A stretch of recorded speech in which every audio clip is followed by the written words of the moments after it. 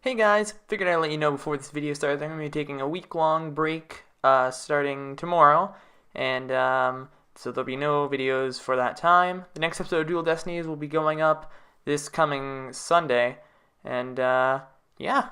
Anyways, until then, hope you guys enjoy the holidays as I will, and yeah, hope you enjoy the finale to this case.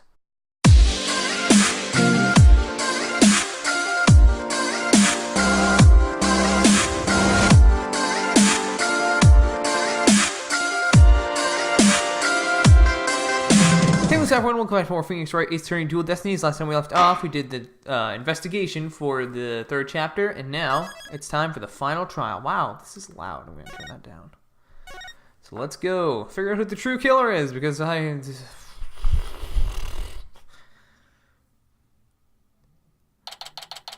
I even think it is at this point? I don't know. They're saying it's Hugh, but... Were you able to sleep last night? Huh? Oh, sleep. Sure, I slept. For a grand total of 0 hours. Oh, I'm you too.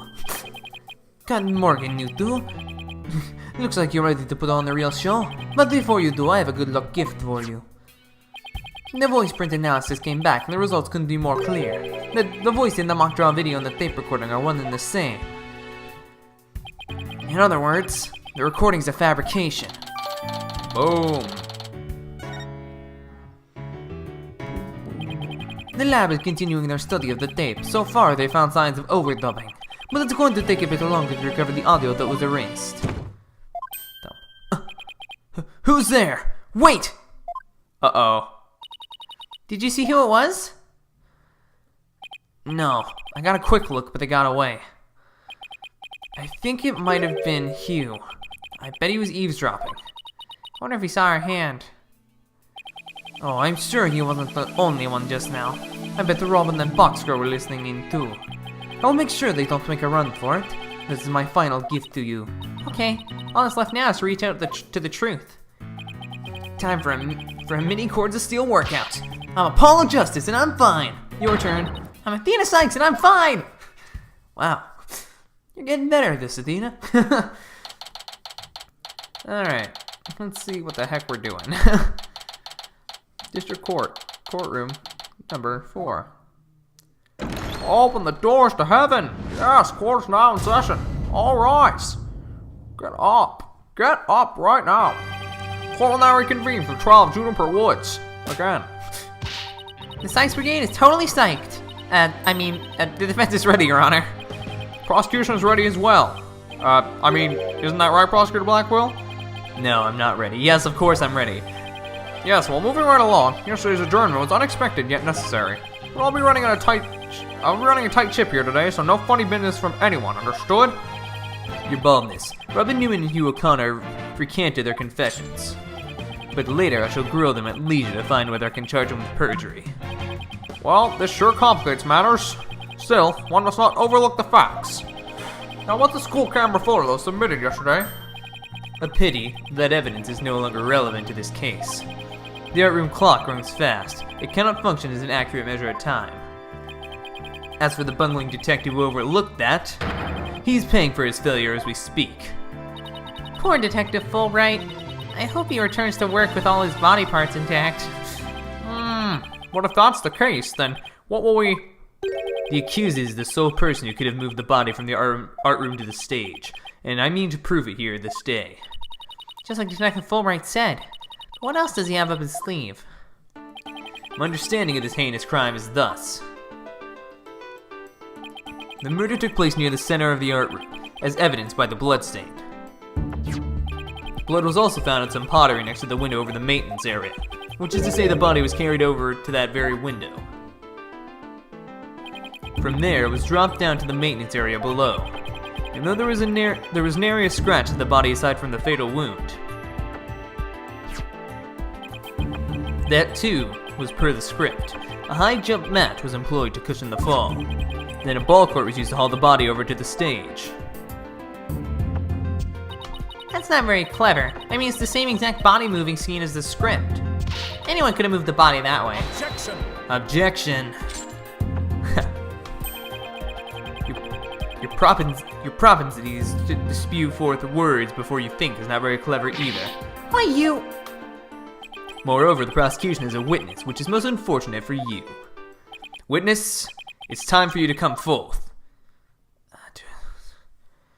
Oh, it's me already. Okay, wow. Huh. Aha, well then, will the witness please state his name and occupation? Hugh O'Connor. I'm a senior at Themis Legal Academy. I'm studying to be a lawyer. Yesterday I told that lawyer there that I would testify to the truth, so I intend to cooperate fully in today's trial. Happy now, Miss Sykes? What's he up to now? The court appreciates your cooperation, Mr. O'Connor. Now your testimony, please. Watch. First line, I'm gonna lie this entire testimony. What O'Connor saw. The lecture hall was packed before the mock trial, but the rest of the campus was empty. That's when I saw Juniper dragging a large mat from behind the stage. I was watching her from a vantage point between the stage and the maintenance area. She was heading towards me, so I assumed she was on her way to the maintenance area, but I didn't have time to stand around and see what she did after that. Don't we have evidence that, I'm immediately disproves that? The real truth hurts so much, doesn't it, Miss Sykes? Or maybe you thought I was going to bring up something else entirely against your client. Never a snappy comeback when I need one. He's coming straight at us today using any means possible to protect the students who had to climb up high when setting up the stage. A mat was brought over to the stage from the storehouse. Our client is the student council president. What's wrong with her taking it upon herself to put the mat away after they'd used it? Objection! Oh, there is plenty wrong. There is but one man in the entire school that could cushion a fall from such lofty heights. Ergo, the mat in question was indispensable to moving the body. It sucks being the last to know everything. I think I get it now. The drag marks we saw behind the stage were made by the mat.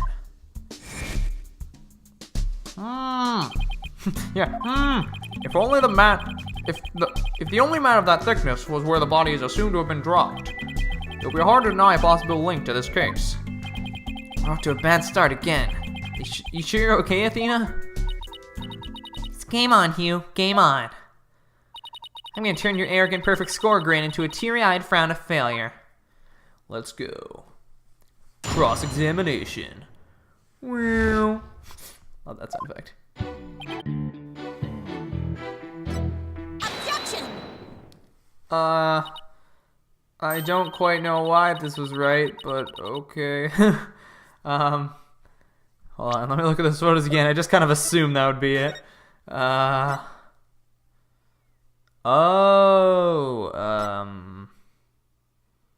fence. Oh, duh, Zach. So you saw the back of the stage from between the stage and maintenance area?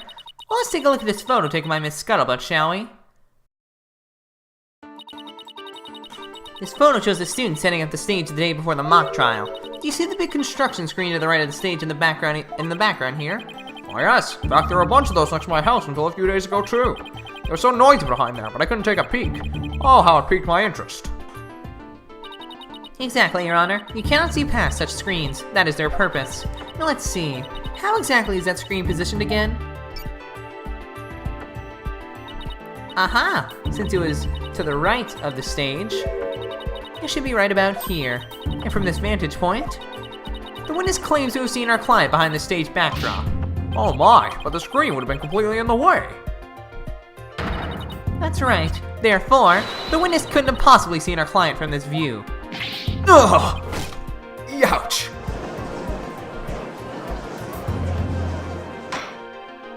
Order! Order! Mr. O'Connor, have you been lying to this court?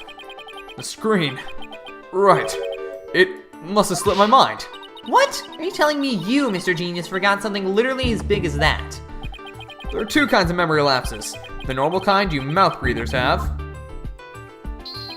and the genius level lapses of memory that people like me have.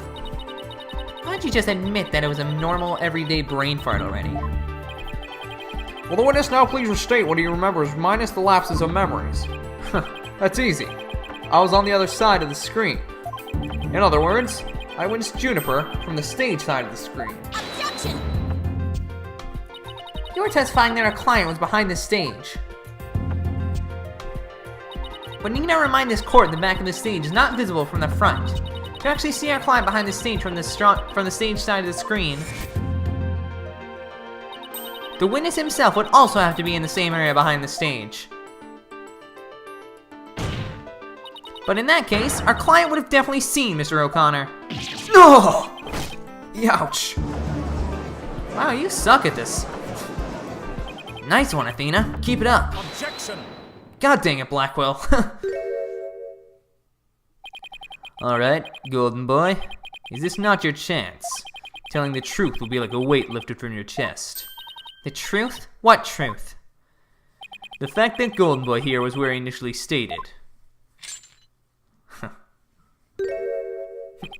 That is to say, he was between the maintenance area and the stage.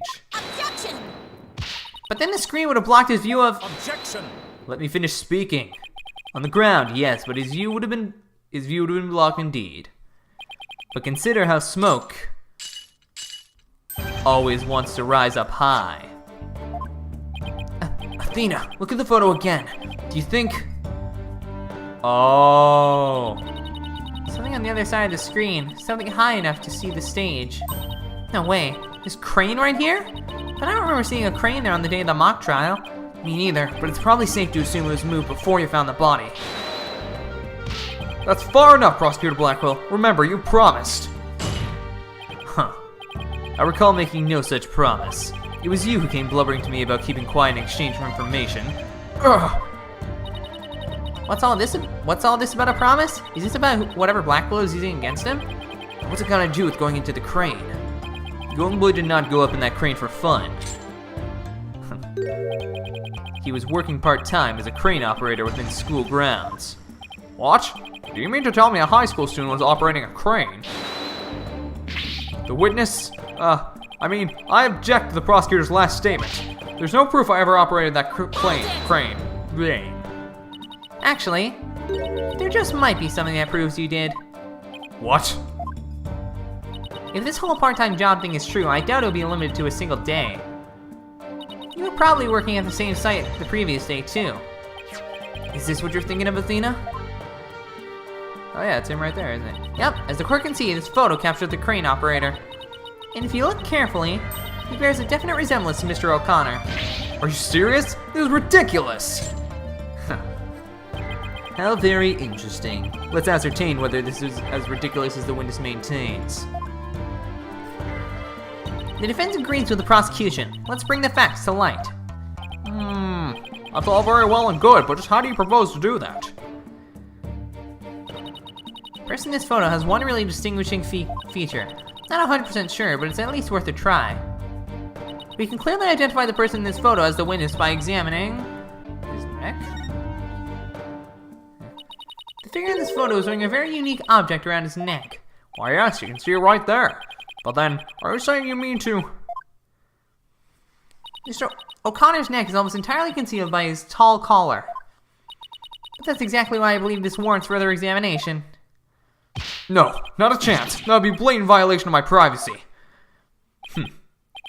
You're a disgrace of a man. Now start unbuttoning that collar before I hack it off. Yeah, what's the big deal? Now let's see your neck.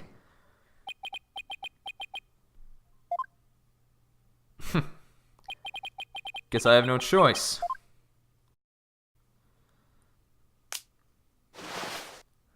Oh. Oh, is he a criminal? Is that like a shot collar? Oh my. So where did you buy that neckband, if I might ask? I didn't buy it. It's handmade. There's only one like it in the world. Oh, maybe not. Sorry. Well, sure looks like the neckband in the photo. Should we have the photo analyzed? You're one irritating lady. Fine, I admit it. I work a part-time construction job. It has nothing to do with our school. Operating heavy equipment is no big deal for a guy who can parallel park one-handed. I never expected one of my jobs would take me to my own school. When you factor in all the required tests and apprenticeship periods, wouldn't you have to be at least 20 to have a license for operating a crane? Oh, about that. You see, I'm a genius, so, you know... Let us dispense with this inane charade, Golden Boy. No, Prosecutor Blackwell, please don't. High school seniors are 19 at most. Thus, they fail to complete the requirements. That does not apply to you. Does it, Mr. O'Connor? Why does it apply? He's a senior, so he's around that age, right? No, don't, please. Oh, is he actually older? I just realized when he slams the desk, Taka's eyes are like, "Bruh?" Actually, Golden Boy here is 25. He took a 7-year break from school. Wait, come again? Take a gander at the official school enrollment documentation. 'Tis all right there. No! Ouch! 25? You mean he's older than me? A 25-year-old high school student?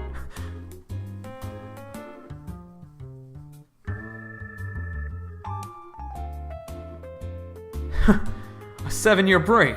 7 years. I've just one thing to say. There are two kinds of 7-year breaks. The ordinary kind you mouth breathers take, and the genius kind people like me take. But a genius would quickly become a chore for a 7-year break. I think you have that backwards, Athena. Even geniuses make mistakes.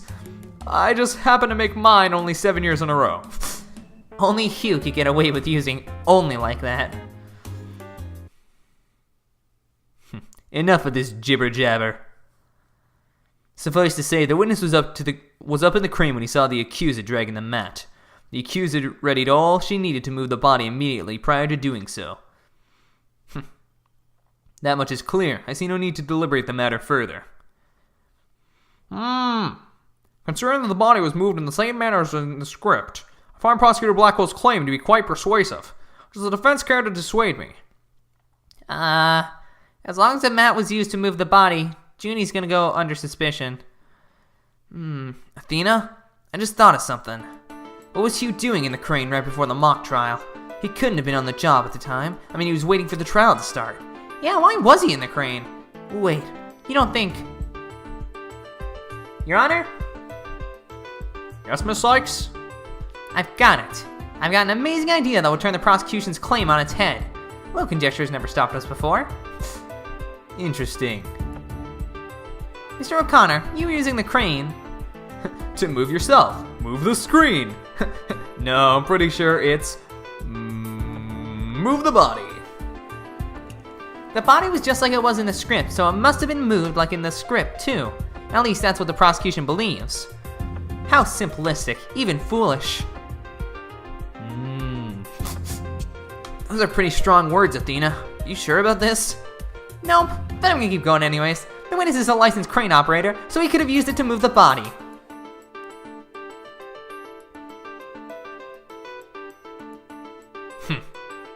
Well, Golden Boy, care to chime in? I intend to say no more on the matter. Save that this does not bode well for you. Wait, he's on my side this time? Or is this another trap? Watch this. I can use a bow and arrow one-handed. Wow, that's a crazy level of dexterity. I can even drive a crane with one hand. That's easy. But operating the crane itself is so complex, it requires both hands. Now, out of the court, look at this. Oh. Please tell me that's a catch-up scene. You wish. My hand was injured and required surgery. That's the reason I kept my hand in my pocket all this time. I've already verified this with the hospital of treatment. Quite a nasty wound, they say. So, how did you hurt it? I see no need to discuss that. It has no relevance to this case. 2 hands are required to operate complex machinery such as a crane. Ergo, on the day of the mock trial, the witness was incapable of moving the body by crane. Now I'm the fool! I planned on moving the crane the night before the mock trial, but then I got injured. Wanting to keep my part-time job a secret, I just had to do it just before the mock trial instead. Oh, and here I thought this was the big break we've been waiting for. Now the defense's sophisticity is laid bare, I would have the court recall my claim. The body was dropped out of a third-floor window to a mat near the maintenance area. Then, a ball court was used to move it to the stage. See? I've been paying attention. Well done, your boldness. Now consider this. The accused was sighted dragging that mat. Ergo, it was she who moved the body.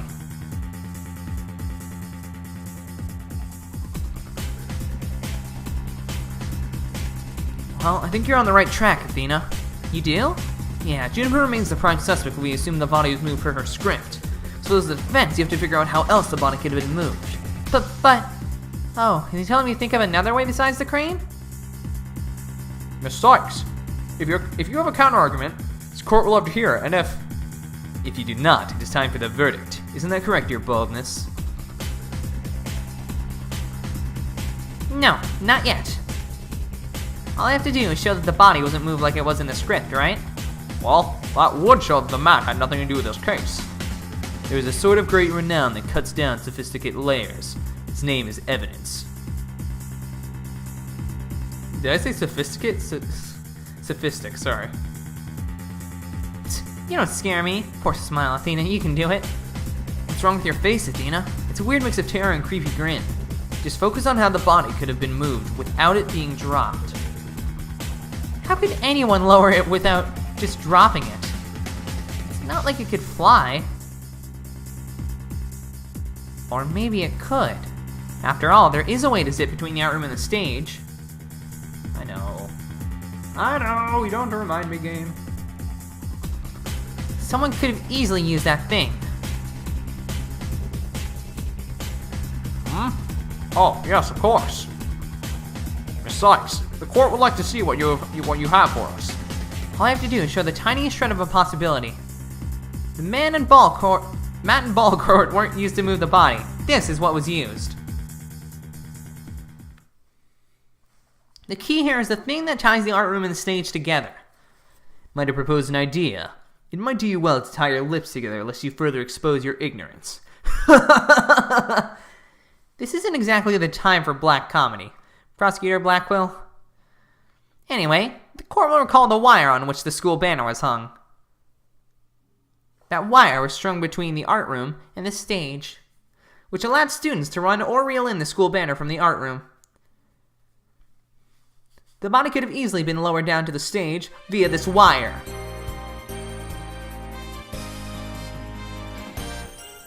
Spare me your armchair theories. This wasn't some kind of high wire act. The body surely would have fallen. Yet there are no signs of blunt force trauma. Oh, you surprised me, Prosecutor Blackwell. He didn't actually think I failed to account for that. I'm sure that's exactly what he thought. When we investigated the stage yesterday, the bottom part of the school banner had been tied into a pouch-like shape. And pouches are useful for carrying things. What do you think this one could have carried? Well, go on. Please explain. The body was bundled into the pouch-like section of the banner and sent down the wire. The body would have been down on that stage in a flash, and there'd be no need for a mat. Oh. What is going on with this game and lag recently? I've heard the phrase carrying the banner. But the banner doing the carrying? I've no patience for you and your cheap parlor tricks. Your claim's as shaky as a corpse performing that absurd high wire act. If you have an actual objection, then just come out and say it. I trust you recall the bloodstains left on the art room pottery.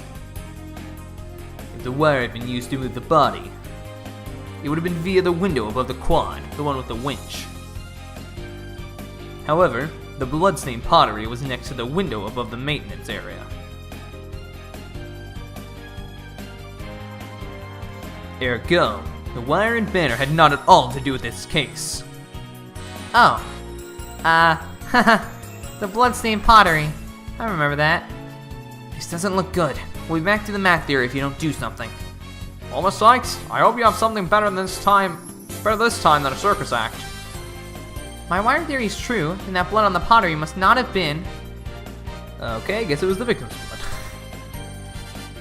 Or was it the... Maybe it's not the victim's blood. Did the police check to see from whom the blood on the pottery came from? Shame on you, ZachSongZ. Have a little more respect for the constabulary.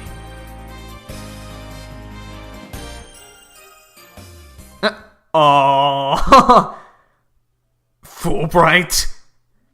Looks like they didn't check it. Don't let it get you down, Prosecutor Blackwell. Everyone makes mistakes.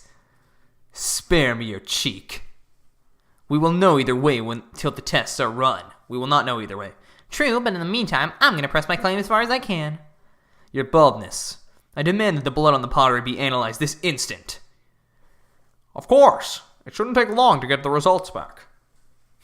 I love you just see Fulbright and then he's like, yeah.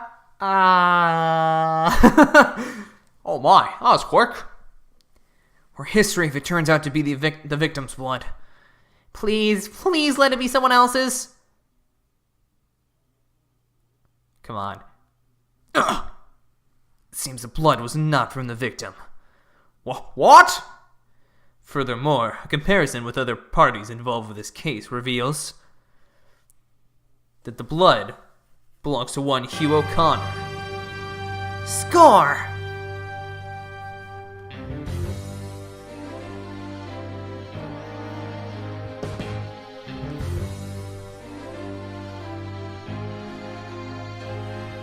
Don't worry, Junie. Just trying to relax. Hugh's hand. His hands were dripping with blood. Your Honor, as we saw earlier, the witness's left hand had suffered a serious injury. He sustained the wound in a struggle with the victim, and his blood got on the pottery. Then Junie saw his blood-stained hands as they passed each other on the first floor hall. It's the only explanation that covers everything.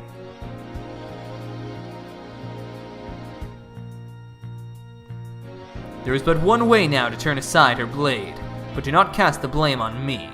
Your grudge is with ZachSongZ, for it is she who forces me to expose your secret. Fine, whatever. Wow, how much dirt does he have on you? The court will observe this odd-looking envelope.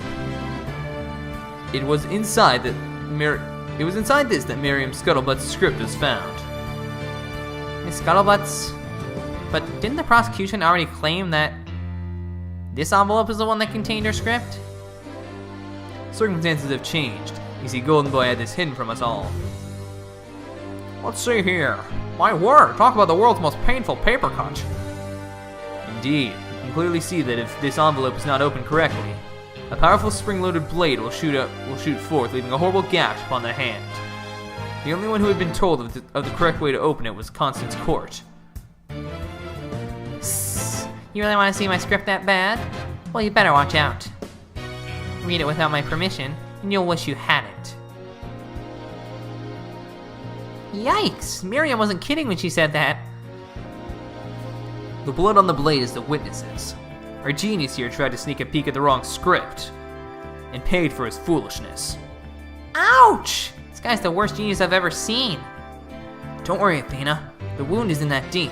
We still got the wire theory. Yeah, I've got it. Since the blood by the window overlooking the maintenance area isn't the victim's, there's no longer any basis for denying the body was moved using the wired banner. Therefore, the defense once again asserts just that. Hold it. You call yourself a lawyer. Don't you see the glaring contradiction in your thinking? Huh? The court would like to remind the witness that his role is not to point out... And you, how can you adhere to such outdated beliefs? But whatever. It seems you've forgotten the two statues that were on stage directly below the wire. A body sent sliding down there, the wire would have crashed into them. Care to explain that away? Why, I believe he's right. The statues and the wire are extremely close together. So the body would have collided with the statues. What if they did collide? Wait, that's it!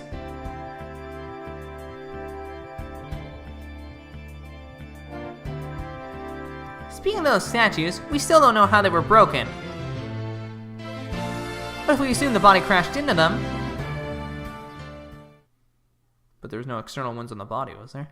That would also explain the loud sound we heard while we were in the waiting room. Oh, now that you mention it. You and Mr. Wright went out to the stage after you heard that sound, correct? Interesting. How very interesting. But may I just ask one question? When was it that you heard said sound? It was a little after the mock trial had started. Mr. Wright and I were practically bored to tears there in the waiting room when... Ah! Precisely. If that sound you heard did happen while the body was being moved, that would place it during the mock trial. Oh, which means the body wouldn't have been there before the mock trial started. You see, right before the mock trial started, I saw the body. You said you saw the body before the mock trial. If so, then my claim that the body was moved during the mock trial doesn't hold water. Stupid contradiction. It's gonna get me and our case killed. The focus was on just 3 suspects because the body was moved before the mock trial. That has been the major premise thus far. Your assertion, therefore, contradicts the very foundation of this case.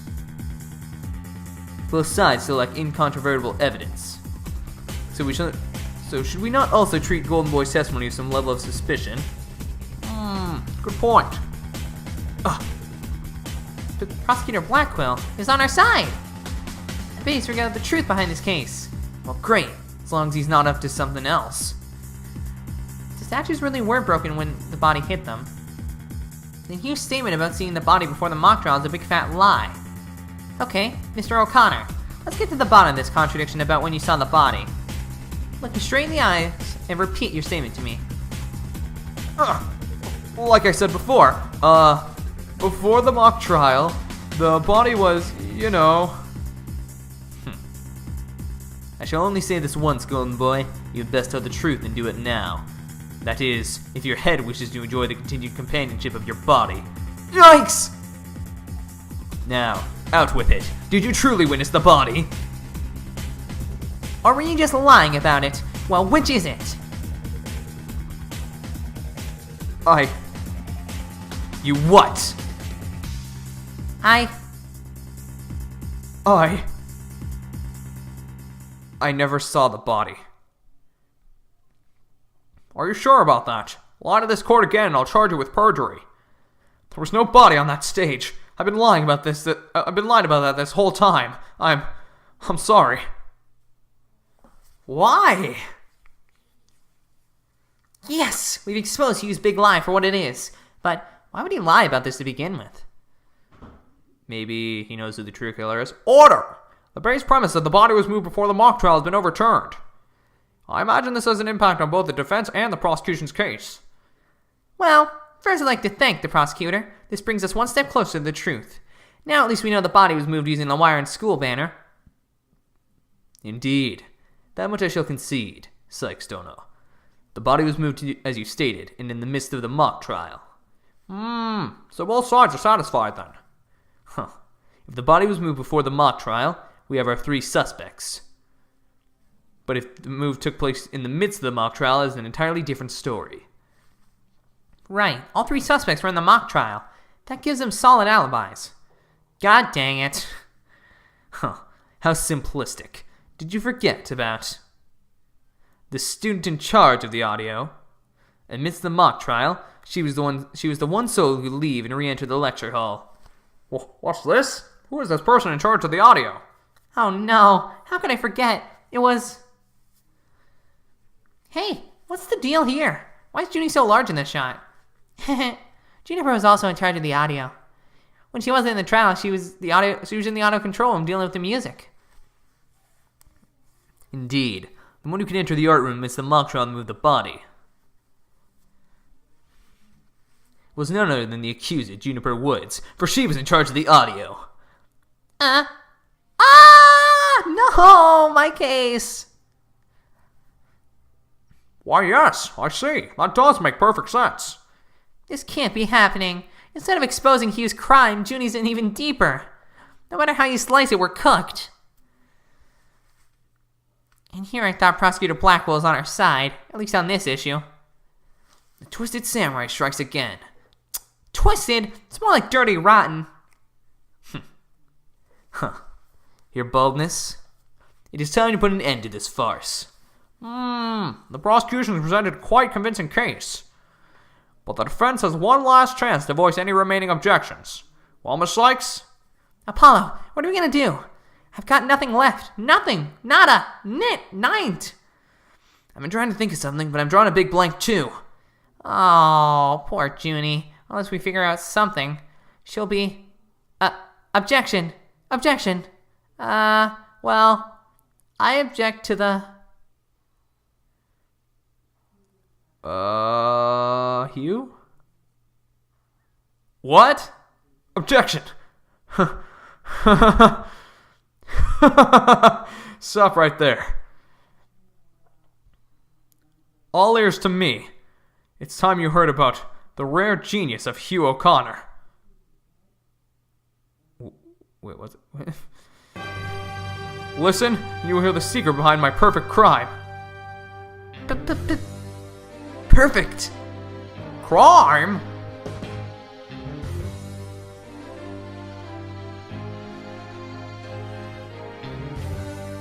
Wait, this is some serious deja vu. Didn't we just go through something like this yesterday? Yes, we did. This had better not be another one of his enraging traps. The murder, the moving the body, the cover-up, it all sprung from my brilliant mind. Well, go ahead, harass me. The real killer is right before you. Order! Order, I say! Mr. O'Connor! You already confessed yesterday, then earlier today recanted your confession. As if you mouth breathers could comprehend my genius, the end justifies the means. Now bow down and kneel. Kneel before my great and maddening intellect. Enough. The only thing maddening is the ignominy you bear for all to see. Sorry. For it is impossible for you to have been the perpetrator behind this crime. Ah. There is no perfect crime, only a perfect alibi, for you are at the mock trial.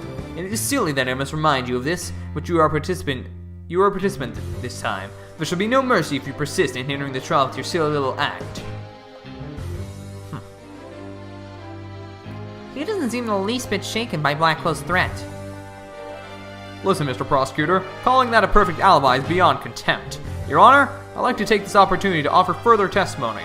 I will now demonstrate the very moment of genius that transcends even perfection. Wow. Witness testimony. Use confession. So it's not him? You won't believe this, but I used a body double. That wasn't the real me at the mock trial. That means I didn't almost lose. My body double almost did. I slipped out stealthily while my body double took care of the trial.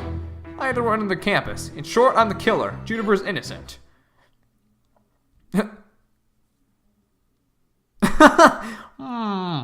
I have a question I was hoping the defense and prosecution might help answer. Is it just me, or does the witness's testimony make no sense at all? No, it's not just you, Your Honor. All I got from listening to that was a headache. Yeah, that was just plain weird, especially the whole thing about a body double. Wow, that never happens in this series, does it? Well, I'm relieved it's not just me. And the prosecution? Your boldness? Summon an ambulance this instant. The witness is stark raving mad. Yes, I think that would be for the best. Now then, let's pretend that never happened and move on to my verdict. You people don't believe me? It's not a matter of not believing you. It's more along the lines of questioning your sanity. Yeah, the funny farm just called. They want their genius back. Shut your pie holes. The intellect of a genius transcends even logic. Besides, don't you guys have that weird device for the testimony like this? Which is not a weird device, and I don't waste them on ridiculous testimonies. Easy there, Tiger. Think of it this way. We don't want a verdict to be passed just yet. So how about we give Widget a try? Well, this is against my better judgment, but I'd like to conduct a short therapy session. Your better judgment? I'm a judge, and it's far beyond mine, yet I find it hard to say no. Prosecutor Blackwell, I trust you have no objections? Prosecutor Blackwell? He already left. Prosecutor said, rubbish. we will be out on a stroll, then left with Detective Fulbright. How does he get away with stuff like that? Then I'll interpret that as meaning he has no explicit objections. Alright, Miss Sykes, you may proceed with your therapy session. I've seen my share of crazy trials, but this one takes the cake. I mean, like, we defended Orca, but like, no, man, this one, what is even going on? This is probably the most confused I have ever been in an Ace Attorney game. I still have no idea who the culprit is. Alright. Oh, he is very sad. Or, no, he's very happy.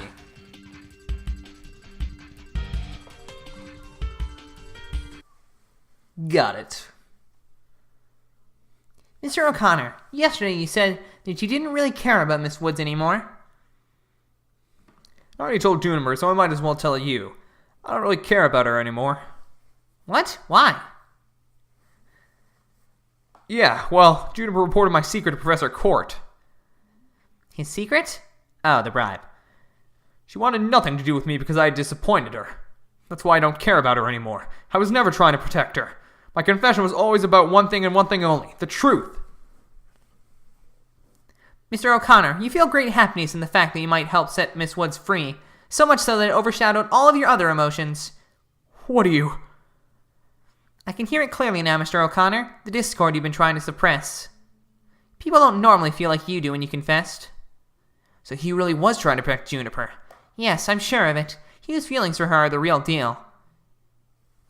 Okay. But that means the confession is...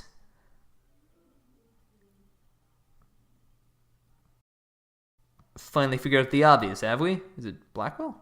Yeah, okay. I thought so, but... Why? Prosecutor Blackwell, you're back. Oh, I should probably... Go. The confession was not but lies, save for the part of it being in the mock trial. Can we all agree now that the killer is the one in charge of the audio, i.e. the accused? Ow! Why couldn't you have taken a longer stroll? No, you haven't unraveled the genius of my body double trick yet. You can't be serious. Do you really expect us to believe you had a body double? Yes I do. But if you think I didn't, then prove it. Either we quit here and Juniper is found guilty, or we play along with you's delusion. Let's go with the least worst choice, but first let me update his testimony. Alright. Are his emotions normal now? Got it! There we go. Yeah, why do you stop having emotions? I didn't almost lose, you say? Very odd. You exhibited happiness the entire time, except during this statement. Ugh. You don't know when to give up. Wait, now that I think about it. No, don't. Stop making stuff up. When I left the lecture hall, it was during Professor Mean's pre-trial speech. That's when I moved the body. I then slipped back in just before the verdict. So you're saying you were there the moment your double was about to lose? Yes, I was. Naturally, I wasn't happy when I saw that. In any case, I was at the far end of the lecture hall behind the screen. I figured no one would see me if I came and went through the doors there. Objection! Sykes don't know. How much longer will you indulge him in this charade? While it's true that none in the audience might see him go through either of those doors, the faculty seats on the balconies are a different story, and have a splendid view. I thought you could do better than that. The lawyer's bench is on the right side when facing the front of the hall. I use the doors on the right side near the lawyer's bench. That means my movements were only visible to someone in the left balcony seat. That seat was empty at the time, which is only natural. After all, it belonged to Professor Court, and as we all know, she was already dead by then. That can't be right. An empty balcony seat on the left side contradicts this piece of evidence. Take that! I have no idea where its contradiction is going, but I don't have any other moves at this point. Guess I'll just have to follow and see where this takes me. You said the left balcony seat was empty, but was it really? I saw with my own eyes. It was definitely empty. But what about this diagram? According to this, Prosecutor Means was supposed to be seated in the left balcony seat. Oh, it is gonna turn out to be him, isn't it? But if you left the lecture hall during the... Oh, it was empty. He was out moving the body. Oh, I was right the entire time. But if he left the lecture hall during his pre-trial speech, he would have been standing there in his seat addressing the students and faculty. Oh, no, this can't be right. We're almost there. Huh. You do no one any favors by exposing the falsities of his confession. I've told plenty of lies so far, but this part is true, I tell you. There was nobody in the left balcony seat. You gotta believe me. It doesn't seem like he's lying this time. Okay, Mr. O'Connor, let's have you testify again, but this time don't spare any details. You got it. I'll repeat it as many times as you'd like. I mean, my ingenious escape act warrants repeating, considering I'm the real killer. Oh my god. All I really care about is whether that seat was empty or not. Info update. Why are you super sad now? I detect powerful sadness and fear right after you said this part. It's as if you'd said something you shouldn't have. What's wrong with you? You shouldn't reveal a person's inner feelings for all to see. Mr. O'Connor, it's you who is revealing your inner emotions by the way you speak. Plus, I have a good idea about why you're feeling sad. Ugh, you're a horrible person. Can't you just leave me be? You said that you went through the empty audio control room, but that's not true, is it? There was someone who returned from there once Professor Means finished his speech. And that someone who was in the audio control room was... Take that! I know you realized there was a problem with your statement as you were saying it. That's why you felt so uneasy. If the audio control room really was empty, that would mean Miss Woods was roaming around the campus. Ugh. Mr. O'Connor, if you really want to protect Miss Woods, just tell the truth. If you believe in her, revealing the truth is the same as protecting her. Juniper's innocent. That's the truth. But in this dark age of the law, the truth can be easily twisted to serve anyone's needs. When the end justifies the means, your only choice is to fight back with lies. Hugh's heart won't hold out under this battle between truth and lies. Is there something I can do to make him recant his false testimony? I fear nothing now that I have lost everything. Go ahead, Prosecutor Blackwell. Cut me down if you wish. Huh. I thought you'd never ask. With you gone, we may swiftly proceed to a verdict. Yeah!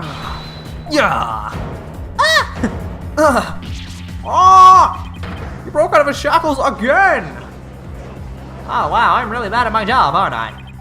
I don't want to be the poor accountant down at the detention center. Hugh O'Connor, in deference to your valor, I will limit your suffering with one clean blow. Can you wait just one moment before you cut him down? Silence. Do not come between a samurai and his foe, Sykes don't know. Whoa! I never learned about this in law school. Careful, prosecutor. Remember that shocking experience you had last time.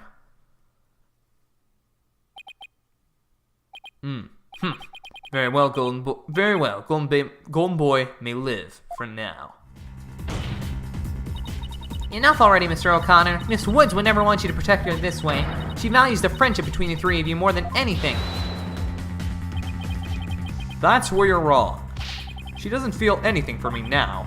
But what does it matter anymore? I might as well tell you everything. This is, no doubt, news to you, but I'm not and never was a genius. Sorry, but I already knew. Me too. And don't forget me. Oh, in all fairness, it was pretty obvious. I thought he was a genius at first, but... The stuff he said was crazy. Oh, no need to rub it in. Just shut up and listen. It all started several days ago. I accidentally learned that my parents had been paying good money for my grades. But that's bribery. So the bribery wasn't Hugh's idea. All my perfect scores were the product of cold hard cash, not genius. Even worse, when I confronted my parents about it over the phone, Juniper overheard me. Oh my, what a terrible misunderstanding. I've been living a lie. I don't know what else there is to say. I'm no genius. I'm completely worthless. A perfect zero.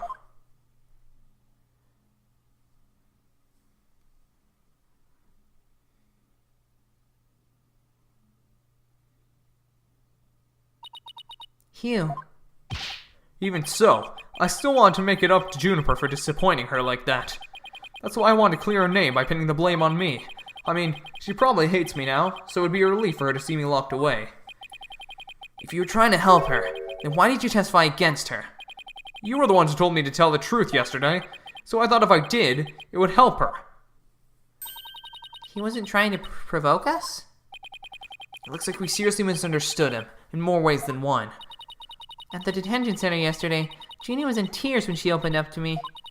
But the truth is, the friendship between the three of them is still rock solid. If there was something that could help me prove that to Hugh. We even have proof of our friendship. Yeah, as long as our friendship lasts, you can bet we'll be carrying them around. I know. What about that proof of friendship they mentioned? I wonder where or what it is.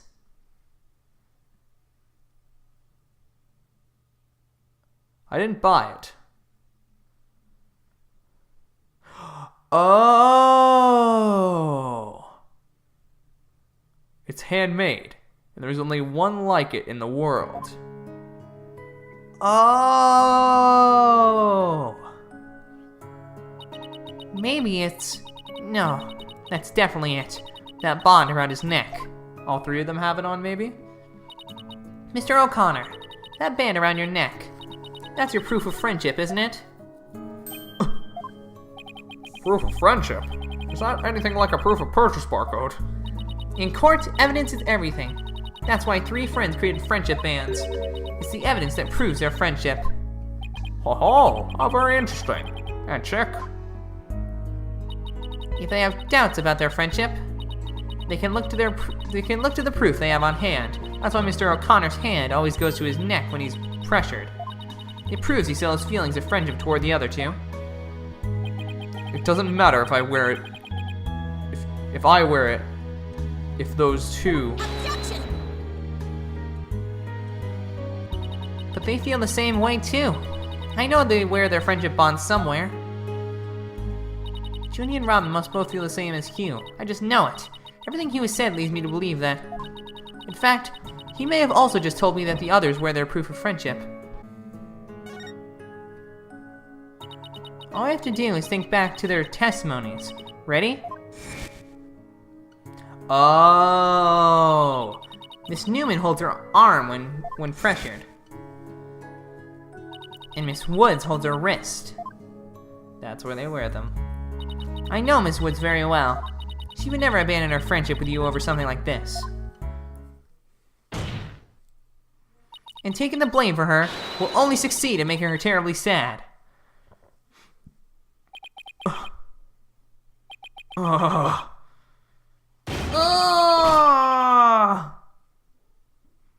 Rip.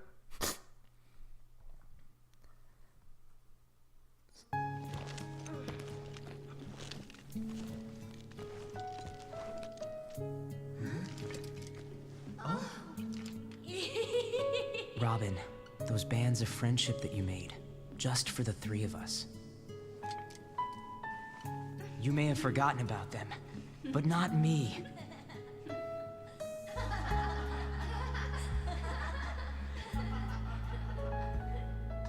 Hugh!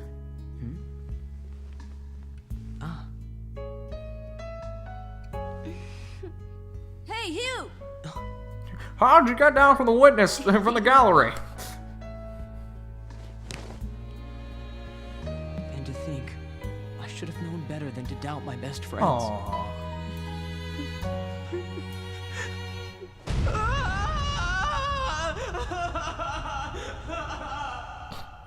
Okay, that was a little... but whatever. I didn't kill anyone. And I didn't have a body double. I didn't move the body. I didn't even see it. And it may look like I'm speed reading. Zen and the Art of Mastering the Bar exam, but I haven't read a single word. Well, you could have fooled me. In fact, you did. Hugh, So, Miss Sykes, can I place my trust in you? I'm gonna save Junie. So yes, you can place your trust in me. Then am I to understand the witness is recanting his confession? Yes.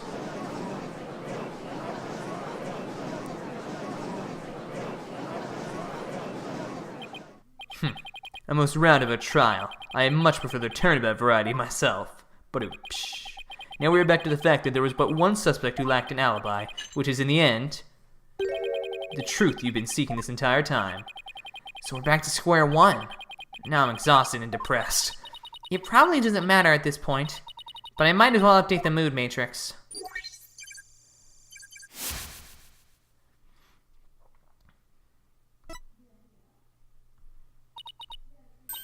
Huh? Does this mean... Oh, it didn't go down. For the resistance is futile. The time for a verdict is nigh. Please wait. What sort of devilry are you up to now? What if our client was the only one without an alibi? The trial would continue, right? Well, yes. I suppose it would. After such a thorough investigation, does such a person really exist? Yes, we found someone. It may have seemed like a major roundabout, but Mr. O'Connor's testimony has cracked this case. There's no more noise. Hugh is telling the truth now. During the mock trial, the balcony seat opposite him was really empty. Did I call it? Which means now there is one person unaccounted for. Dude, I called this case from the very beginning. I'm so happy with myself. I've literally been saying means. The only other person with that... I'm not even gonna save. Boom! The balcony seat was empty. That much is true, isn't it, Mr. O'Connor? That's right. How many more times do I have to say it? So basically, Professor Means wasn't where he was supposed to be during the mock trial. Need to remind you, every last soul in the lecture hall had heard him deliver his speech. I know, and that's not in dispute here. Now let me explain how a speech could be given from an empty seat. It was...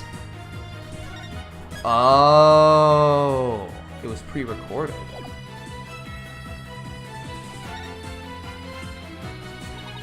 What if the speech was pre-recorded? That's the only way the speech could have been delivered from an empty balcony seat.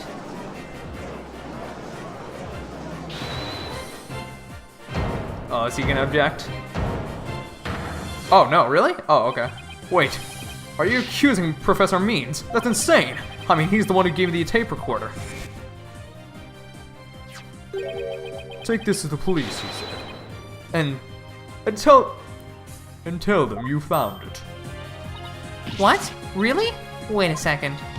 Mr. O'Connor, did you just say that Professor Means gave that phony recording to you? Phony? The defense will refrain from hurling unsubstantiated allegations. Well, I said he gave it to me. What do you mean it's phony? Wow, who could have seen this development? Huh. The voice shouting "You're a goner" as recorded on this tape was dubbed onto it using a line our client said in the mock trial video. Why, this is an extremely crucial piece of evidence. Oh, Professor Means gave Hugh the phony tape. If that's really true, then Professor Means has guilt written all over him. Your Honor, the defense moves to call Professor Aristotle Means to the stand. silence. Huh. The seat was never empty. 'Twas but an oversight by our dullard of a witness. An inmate who was formerly a surgeon once told me something. He said it's often too easy to overlook critical symptoms. Well, we're not going to overlook this oversight. If the speech was pre-recorded, the basis for suspecting our client would be shattered. Let's check with Professor Means and see whether the empty seat was a witness oversight. A verdict without first looking into that would be inconceivable. That's enough, both of you. Now here's my opinion on the matter. While a surgeon overlooking critical symptoms is a problem, a witness oversight too must not be overlooked. Thus, as to the matter of whether Professor Means was or was not in his faculty seat, I believe we must ask the professor himself. I agree, Professor Means should be here in the gallery today. Huh. Do as you please.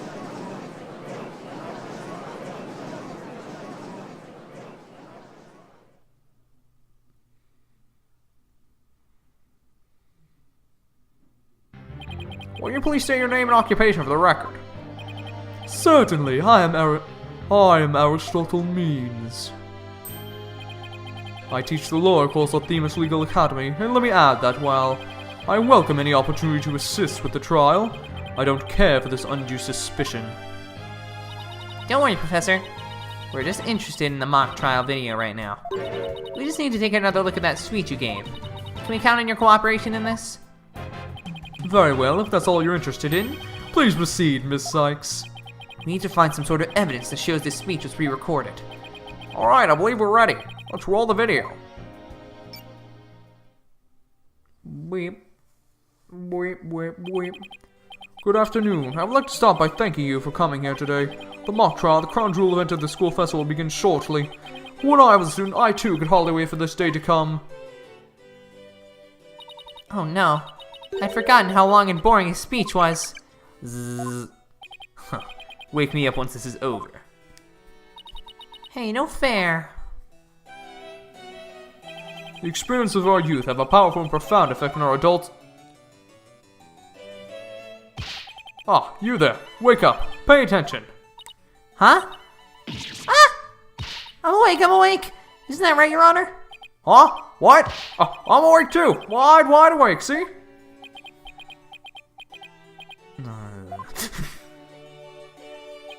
Once again, our pure white Lady Justice will be watching over all of you today. Oh, there it is. Pay attention, you now let the mock trial begin. It was right there, do you see? Our pure white, but it's pure gold. That is about it. One of my better speeches, if I do say so myself. I even saw some of our students with tears in their eyes. He's obviously not familiar with the phrase bored to tears. Listen, Sykes, don't know. If you have subjected me to this epic study in tedium without purpose, Taka will feast on your tongue after I've cut it out. Ah! But you were asleep the whole time. But you were... Oh, I think I read this. Well, Miss Sykes, did you notice anything strange about that speech? Can I please hear that last part again? Yes, the part about... Once again, our pure white Lady Justice will be watching over all of you today. There, I finally found what we needed. Professor Means, I have only one question about your speech. Why does that last part we just heard contradict with this? I'm not even gonna save, because I'm just that confident, boy. The professor said the pure white Lady Justice will be watching over them, but the Lady Justice in the video isn't even close to being white. It's as gold can be. I'm not sure I can wrap my jaw around that to test its authenticity. I didn't say it was made of gold, Your Honor. Now it's true the statue is pure white, but it broke before the mock trial began. The one you see here is its replacement. Oh, well, that's a shame on every count. Ironically, this golden statue sticks out like a sore thumb compared to the white one, meaning the professor wouldn't have made a mistake in its color even if he'd been present. It seems that I have caused some confusion, but it was merely an oversight on my part. The statue was in the middle of the room. How could you not know what it looked like? Well, I was in a balcony seat. Furthermore, the statue had previously been white. I'm afraid this isn't sufficient evidence of the speech being pre-recorded. We had our answer long ago. The accuser was the only one to leave the lecture hall. No, wait! There's gotta be something that can prove the speech was pre-recorded. According to the mock trial video, the speech started here and ended here. It was a little over 10 minutes, but I doubt anyone wants to be tortured again. It was only a little over 10 minutes. I felt like it went on forever. How'd you figure out how long it was? Easy. There's a timestamp in the top right. All you have to do is subtract the time the speech started from the time it ended. The speech goes from the 10-minute mark to 20:35. Wait a second. I could swear I've seen the same interval of time listed among the evidence. I have? Okay. I was trying to look through, I couldn't find anything. Maybe there's a way for me to use the speech time to show that it was pre-recorded. Oh, here. Forgot about that. I would like the court to take a look at this. And this is... the voice print analysis that proves the voice on the tape recorder belongs to our client. Yes, but didn't we just establish that the voice on the tape recorder was a fabrication? We did. But what I'd like to focus on is the noise that is also there. Noise. Yes, the defense believes it resulted when the tape's previous recording was erased. Huh. And what do you hope to prove by that? The length of the noise is what's important. It's 10 minutes and 35 seconds, in all. And what did the timestamp read at the moment Professor Means began his speech? That would be exactly 10 o'clock. Now let's fast forward to this long-winded exercise in boredom to the end. Okay, stop. The video timestamp now reads 20:35. Based on this, we know the time it took for the speech alone. Right, subtract 10 minutes and you get 10:35. 10 minutes and 35 seconds? Right, 10 minutes and 35 seconds, the same as the noise on the tape recording. I assume you all understand what this means. Professor Means' pre-recorded speech had been where the noise is now. Silence. You seem rather confident considering this is a mere happenstance match of numbers. But is it really just numbers? The lab is continuing their study of the tape. So far, they found signs of overdubbing, but it's going to take a bit longer to recover the audio that was erased. The police are analyzing the noise as we speak. It won't be long till we know what was originally there.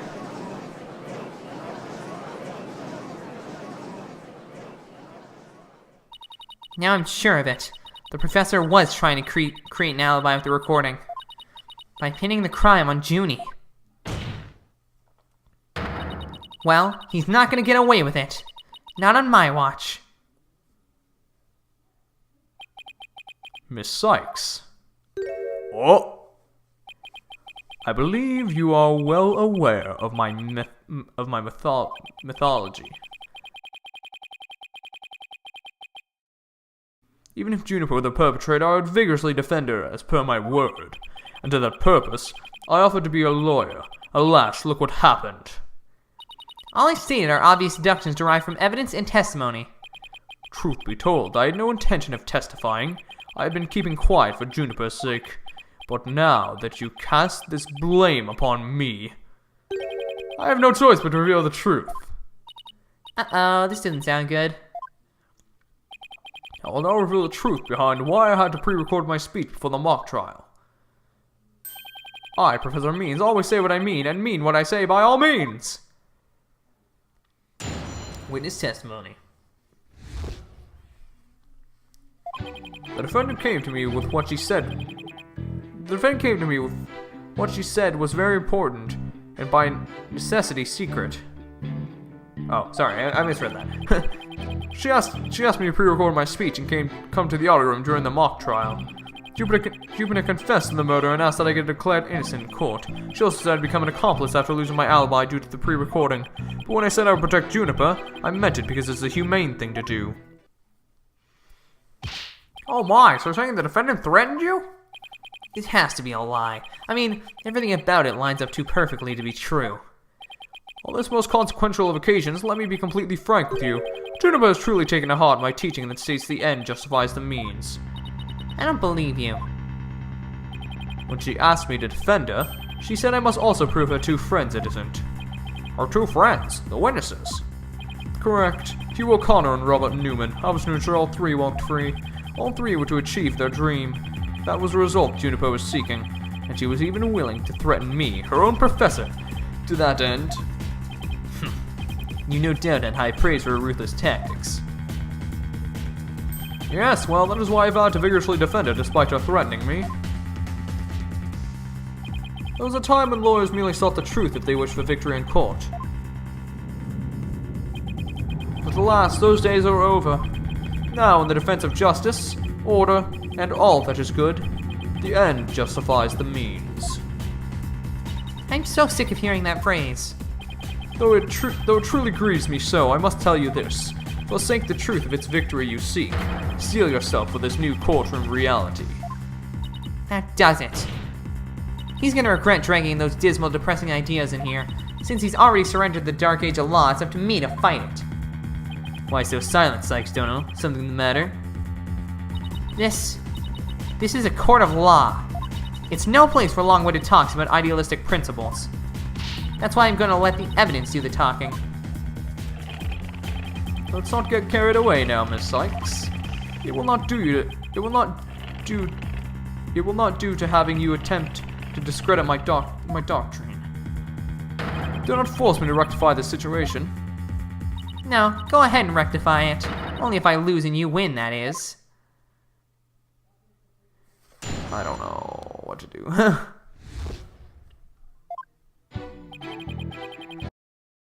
Oh. This? Because you didn't protect her if you sent this? Oh my god, that's it? Oh. Wow, wow, okay. So let me get this straight. You're trying to help Miss Woods? Sorry, that took me a while to figure out. That's nothing more than a bald-faced lie, Your Honor. That's nothing more than a bald-faced lie. No offense, Your Honor.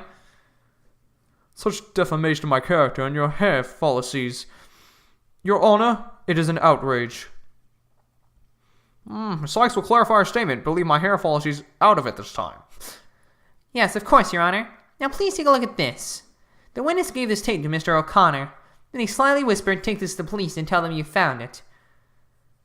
There was no whispering, slyly, or otherwise involved. I simply did that out of kindness. No. The tape contained our client's voice. In short, it is incredibly damaging evidence.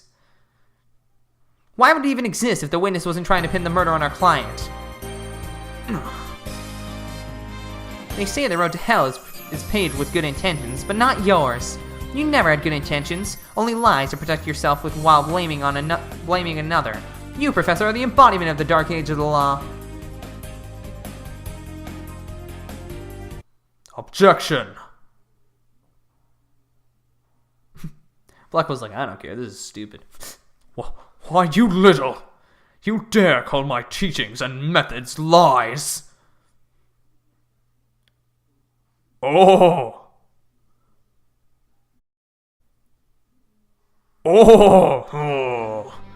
Demon Slayer Academy is a proud institution. It is the most powerful in the world. You'll never forget what true education and lawyering means once I'm through with you. Huh? Professor Means, what's wrong with your hair? Quiet! No talking in class! Ow!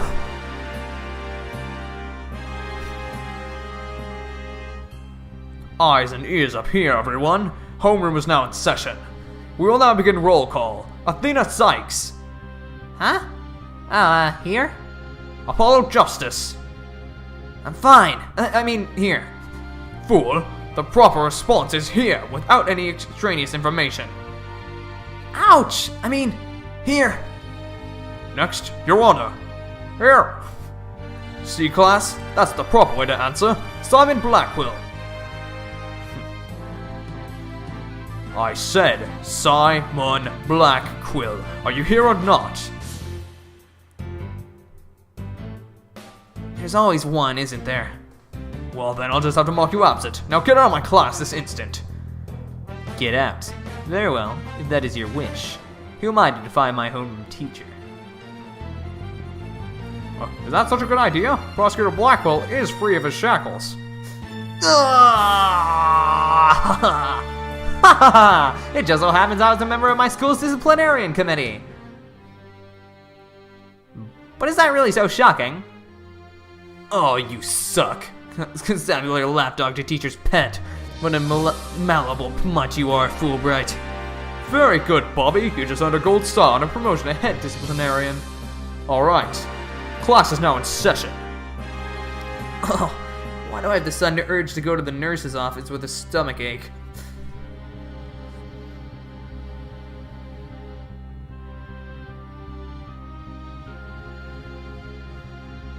Pay attention. I am not the killer. Juniper is. This will be the one test. This will be on the next test, so you'd better be listening. But Professor, you created the phony tape to pin the blame on Juniper. Plus, you were the only one who could have moved the body during the mock trial. Objection.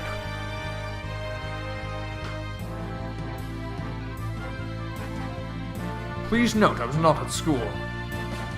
Athena, you disappoint me so. To think you would label me a murderer. Now pay attention. The murder occurred on the 23rd between 6 and 8 p.m. But I was already home by that time, so how could I have been involved in this crime? That's a contradiction. We have evidence proving you were here. Professor Means, can you really prove you had already gone home by that time? Can you prove that I was still at school? No, what? Yes! Yes, you can, right here. Oh my god. No, I can't. So you admit it. Well, you just earned extra credit for your honesty. But you have also earned yourself lavatory cleaning dues until you graduate. I do enough of that at the office. Objection! Oh, wait, what? Objection! No way, man! I totally object! Robin? I can't believe I fell for the professor's silver-tongued lies. Why, you! How dare you talk about your teacher like that? I'm not listening to you anymore, man. No way, no how. Now I have a confession to make. You know those 2 statues that were on stage? I didn't make them all by myself. The statues on stage? Well, I want to know where this is headed. I was able to finish one of them, but the last bell rang before I had time for the other one. So, I asked Professor Means to make it for me. In other words, the professor was there on the stage after the last bell. Right, and it would have been way past 7 before he could have finished.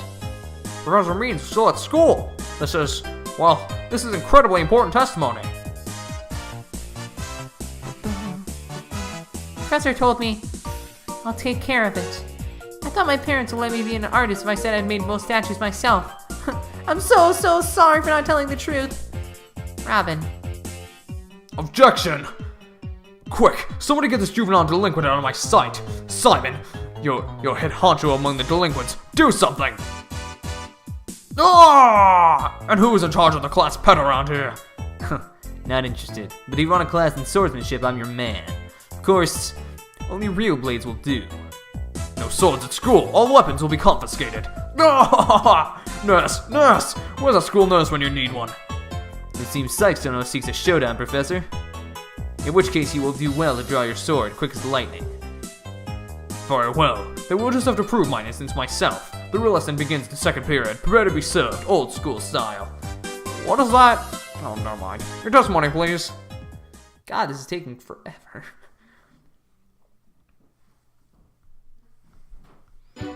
Now pay attention. Robin took over half a day to complete one statue. I, however, finished most of the other statues between 7 and 8:30 p.m. The defendant Juniper saw 2 statues with their own eyes at 8:30 p.m. Completing a statue so quickly meant I could not leave the stage for a single second. How could I possibly have had the time to go to the odd room and commit murder? You're saying the defendant saw the finished statues? Precisely. She said so herself at the detention center yesterday. Her defense team was there and heard her say so too. Don't try to deny it now. That evening, I went back to my dressing room to get something I'd forgotten there. It was well after the last bell rang. I'd say maybe around 8:30. That's when I noticed that both stage statues were finished. They were quite large and they were each covered with a white sheet, but I could tell. Oh, right. The professor was there when that matter came up. Before I address the professor's charges, I have a question for Robin. How hard would it be to complete a statue like that in 1.5 hours? It would probably take me at least twice as long. So personally, I think it would be incredibly difficult to finish in that short a time. That didn't exactly help our case. But he won't get off that easily. He's bound to stumble over his own slippery means. Wow, you're clipping the audio, friend.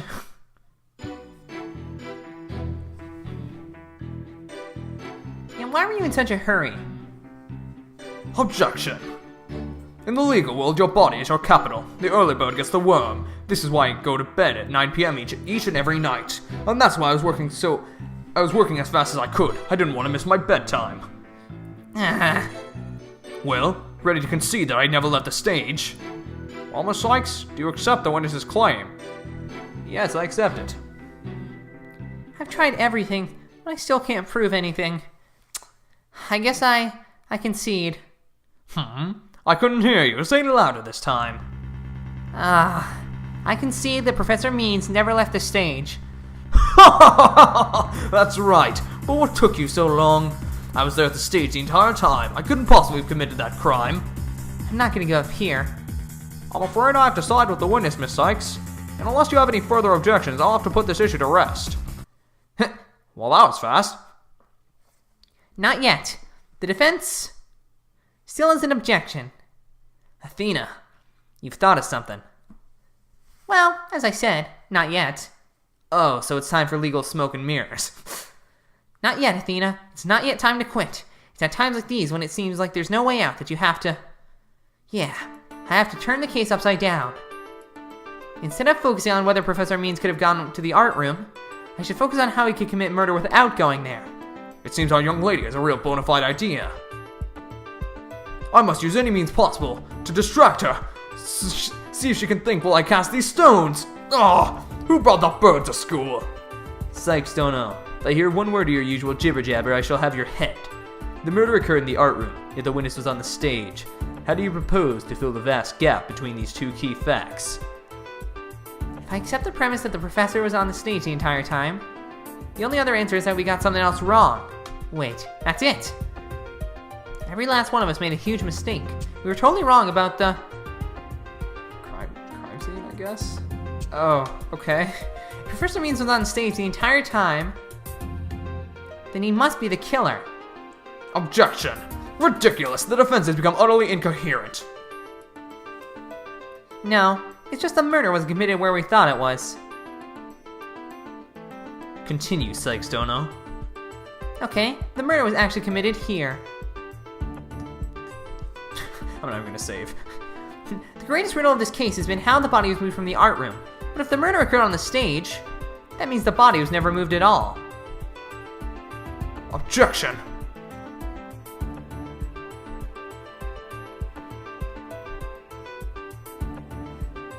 Silly girl, when the body was found, there wasn't a drop of blood on the stage floor. Surely there would have been some blood if that's where the murder was committed. There wasn't any blood on the stage, really. But there was something on stage at the time of the murder that's now bloodstained. Skadoosh! It's true, there were no bloodstains on the stage floor. But there was something on stage that did have bloodstains, and that would be this school banner. No blood would have gotten on the floor if this were under the victim when she was killed. Oh my, that's quite a compelling theory. Ah! What is it now? My theory makes perfect sense. That was a pathetic attempt. You must put every inch of your body into your attacks. The autopsy states the cause of death was loss of blood. Yet only a trace amount was found upon that banner. Where did the rest go? Oh, it was on the other banner. That's why he burned it. Blood getting on there when the body was moved by the wire makes more sense than not. Very good, Simon. Tell me, what's your first choice for higher education? I'll write you the ultimate recommendation letters. You're all but guaranteed to get in. Actually, the defense has something to explain that as well. You do? If there was only a trace amount of blood on the school banner, then there must have been something else the killer used to soak up the blood. All I have to do is figure out what. This is what soaked up most of the victim's blood. Come on. Why, it looks like there's some other piece of fabric on top of the school banner. It's the governor's banner that had been specially made for the school concert. Since it's on top of the school banner, the blood would have hit first. It's easily absorbed most of the blood like a dishcloth, and only a small amount would have soaked through the school banner below, so it makes total sense for the school banner to only have a little blood on it. That banner absorbed the blood like a dishcloth. Yes, that would explain it. The governor's banner was like a dishcloth. Surely it was at least towel quality. Objection! Simon, don't just stand there, do something! Sykes don't know. You were learning to wield a blade quite well, but how will you respond when I come slashing at you like this? The remnant of a large bloodstain was detected in the art room, but why would there be blood if the murder occurred on the stage as you claim? The bloodstain in the art room was faked. How? I'll tell you how. All that was needed was something that could transport the blood upstairs. And that something was... a piece of evidence we've just finished discussing. The killer used this to bring the victim's blood up to the art room. I meant... this one. To think you'd stoop so low as to present me a garbage to this court. It's only garbage because someone tried to destroy it by tossing it in the incinerator. That someone was most likely the killer seeking to get rid of crucial evidence. The killer used the wire to bring the blood-soaked governor's banner to the art room. Then the blood was wiped onto the floor to complete the ruse. It makes perfect sense. No! No!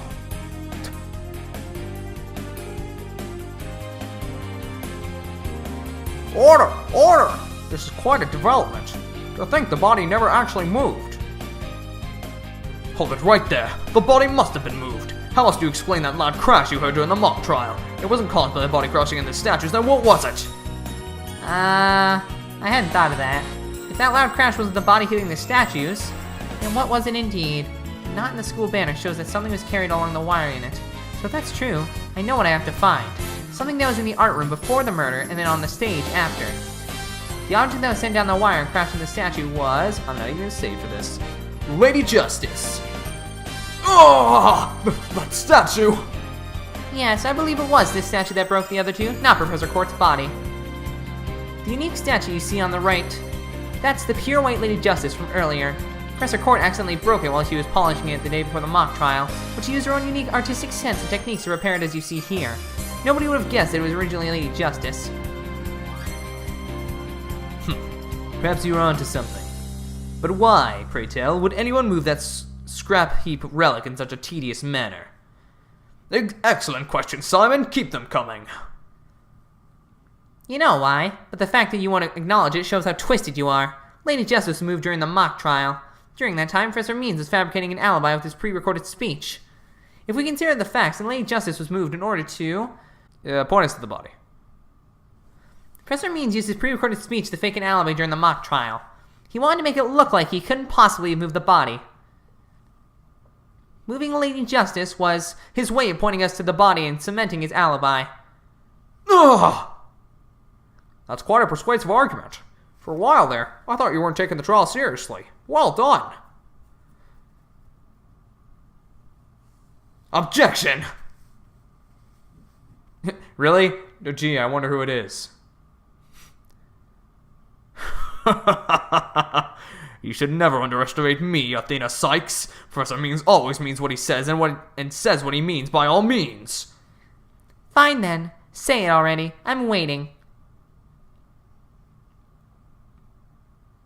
The murder occurred the night before, but the body wasn't found until late the next day. Countless students passed the stage till they met in the lecture hall for the mock trial.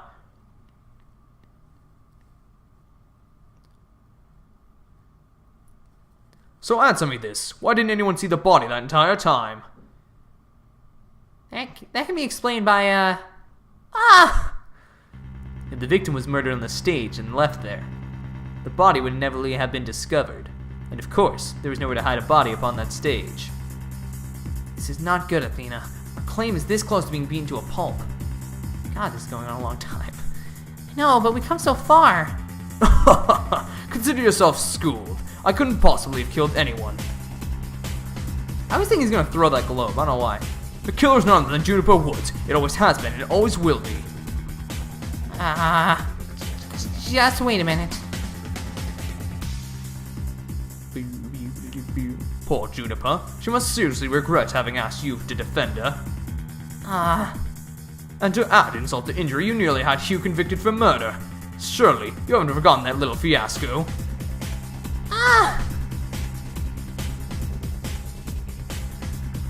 Athena Sykes' attorney's badge is just for show.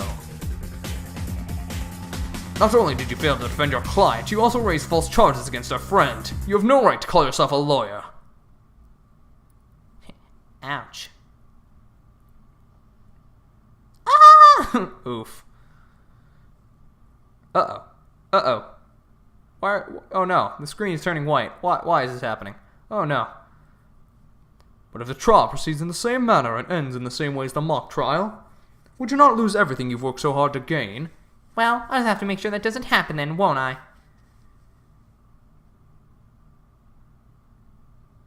Don't tell me I've failed once again. Failed to save someone near and dear to me. I've worked so hard to become a lawyer. I even studied psychology.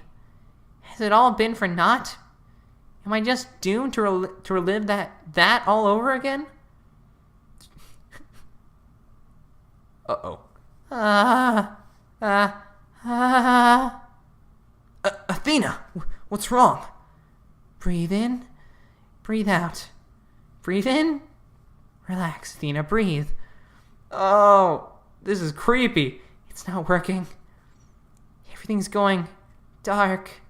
After all I've done, is this how it ends? Forgive me, Junie. I couldn't protect you like I said I would.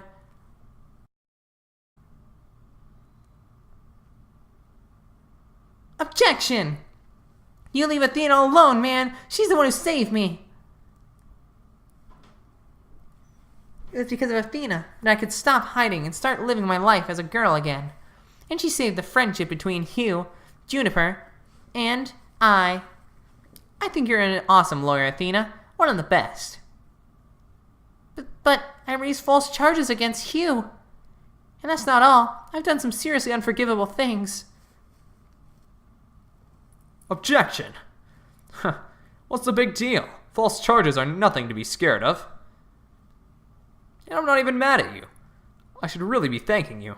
You used legitimate means to expose my wrongdoings and give me a chance to re-examine what's important. But what does it matter if I can't save Juniper? I mean, the whole reason I've come so far is... Objection! It's not over yet, Athena.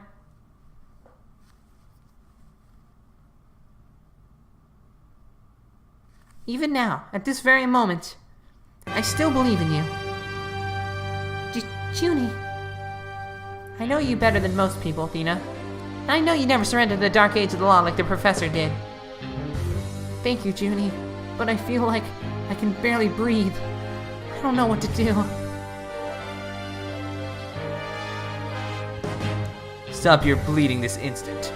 You look an utter fool. Prosecutor Blackwell. There is one who awaits you, is there not? And that is the reason you have studied so very hard. Are you prepared to give up on all you have worked for this far? It would not do to have you disappoint you-know-who. Yeah, I knew it. He's part of the backstory. Objection! You're wasting your time. You have nothing on me. No evidence or anything to establish my guilt. You are helpless before the might of lawyers from whom the end justifies the means. Don't worry, Athena. You're doing fine. The truth will always win against people like him. But Apollo, what am I supposed to do now? Listen, all you have to do is take a deep breath and look back over the entire case. If there's truth to be found, and there always is, you're sure to find it. Now let me see you smile. Remember what Mr. Wright said? The worst of times are when lawyers have to force their smiles.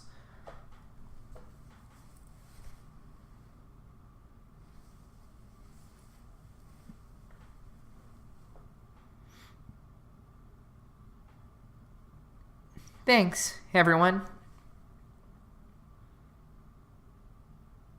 You don't have to worry about me now. The worst of times are when lawyers have to force their biggest smiles.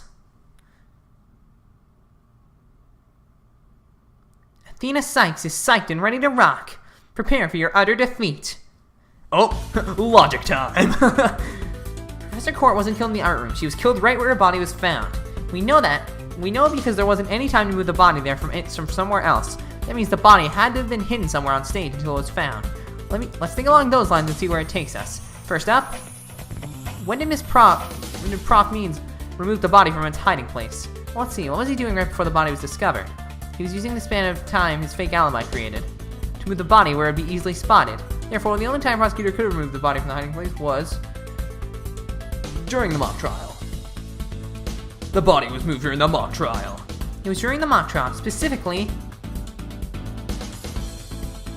while Junie wasn't there.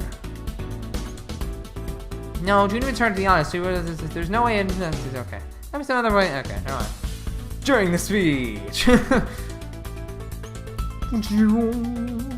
Professor Means also moved the body to an easily seen location during his long pre-recorded speech. Professor also moved something on stage that wasn't there before. Specifically, something on stage that wasn't there before. The white statue.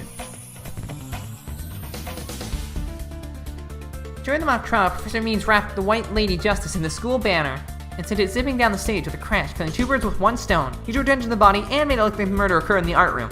Was there anywhere to hide a body on that stage? It doesn't seem likely. No, there had to be someplace. Wait a second. How about something that should have been finished but was mostly done? Something was used to cover up the body. Oh, the Phoenix Wright statue was never finished. But didn't draw undue attention because it looks like it belonged there on stage. In that way, no one would suspect there was a body hidden inside. It was already on the stage and capable of concealing a body. The Wright statue. Got it! The body was hidden by Wright's statue. Oh, I know. The Mr. Wright statue was never actually finished. The body was wrapped into some cloth to hide what was really inside, cleverly disguised it as the boss's statue. Boom! Miss Newman gave up on the Wright statue, yet Professor Means finished it in a single night. Yes, what an impressive feat that was. No, his so-called work of art deserved none of our praise. That's because it was only a facade to hide his real work. The murder of Professor Court. Come again? I'm afraid I don't follow. He hid the body by making it look like the statue of Mr. Wright. While the body... Oh, that's why her hands were tied together like that. With the body wrapped under a piece of cloth, it looked just like a statue. What? I second that. What? I third that. What? Now this is getting interesting. Objection! No, this is getting preposterous. How would such a thing even be possible? We'll never know until we try. Uh-oh. I think I know where this is going. Okay, Apollo, time to turn me into a reasonable likeness of Mr. Wright. I'm gonna pose like the statue, like so. And now I want you to wrap me up in a cloth so that I look like a statue. I hate to ask the obvious, but where am I supposed to get this magical cloth?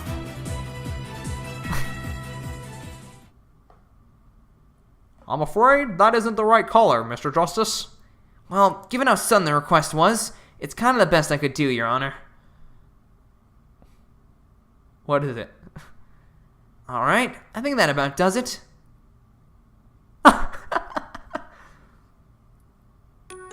Well, what do you think, everyone? Do I look just like a statue of Mr. Wright, or what? Looks like some random person to me. Aren't the statues a pair of busts? Phoenix Wright has that spiky hair on the back of his head. Forget the hair, the statue's head is way bigger than your average person's anyways. Got a hand to me for trying anyway. Wait, that's it! The hands! Yeah, that's what I just realized. Her arms are raised over her head, and there are dark bruises around her wrists. Yeah, the professor was probably tied up with something. The marks on her wrist indicate she'd been tied up. Apollo, tie me up in a new pose. Wait, you're not into this kind of thing, are you? What? No, besides it was your idea. Just tell me how to tie your hands already. Professor Court's wrists were tied together. I can't help but think that's related. How should I arrange myself to match the shape I want, given our hands were tied? Behind my head. Apollo, tie both my hands behind my head. See? This makes it possible to fake the spikes on the back of Mr. Wright's head. Sure, but then what about the statue's arm? With both arms behind your head, you can't exactly complete the pose. Yeah, it would be awfully hard to make the objection pose like this. Oh my god, were they using the arrow? I can't help think you've forgotten something, Athena. Something on the body that you don't have right now. What did the victim's body have that I don't? The arrow? Oh, right! There was an arrow sticking out of her side. Okay, Apollo, take that and plunge it into my side. What? Are you crazy? Fine, then go get some duct tape. Repeato, Schnell. Alright. I don't need to know other languages to know bossy when I hear it.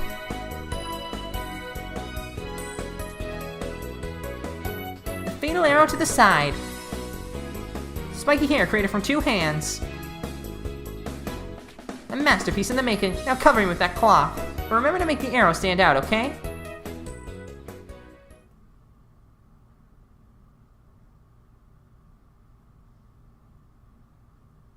Oh! Mommy, the arm's too short. Shh, remember your indoor voice, dear. Nobody's buying it. The arrow's nowhere near long enough. But, what else could you use for the arm? Still won't give up, eh? I must commend you. If only for your spirit of determination. Determination. Of course she's not giving up. After all she's put me through, she owes me an explanation. And one that makes sense, for the love of God. Now, disappoint me again, the penalty will be doubly painful. Yikes! I guess I better get it right this time. Think, Athena. Think. Professor Court was murdered when she stopped by the stage to see Professor Means.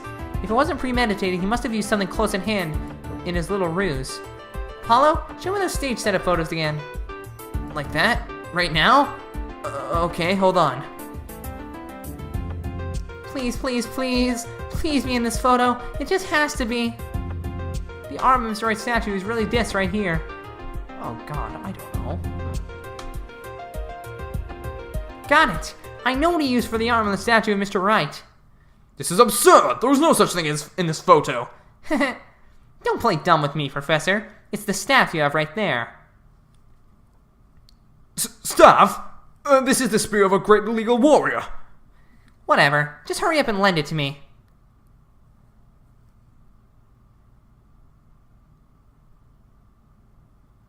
The length is perfect. Mr. Wright couldn't possibly object to such an awesome arm.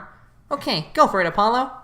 Sure, I'll give your arm a hand. Cloth and binding coming right up. Sorry, thoughts are combining. That was throwing me off. Holy crap, this case is so long.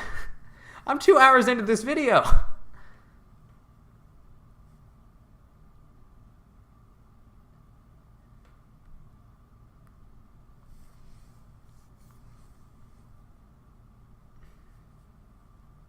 It's Phoenix Wright. Look, it's that famous lawyer. That's definitely him. I know that pose anywhere. We did it. Didn't we? Well, run out the spitting image of the legendary Phoenix Wright, the man who will bring us out of these dark ages and into an era of brilliant golden light. Golden light. All I see before me is the pink specter of man. That's just because Mr. Wright likes his statue. He's positively tickled pink. Get it, Apollo? He's tickled pink.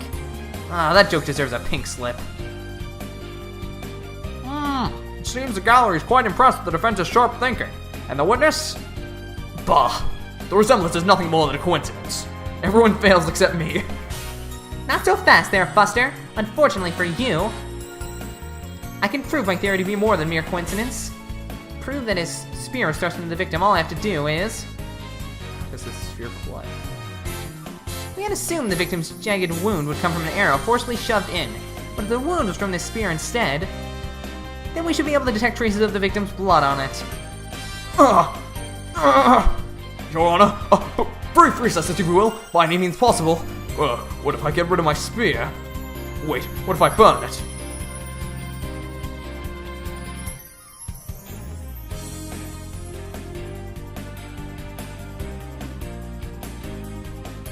If I do that, I'll be found innocent. Yes, I'm innocent, I tell you. Huh. Surely you don't expect us to take lectures from you now. Now ask you in the gallery. Help me decide the professor's fate. Bathroom detail. Woo! Retake bar exam. 30% salary cut. Dismissal.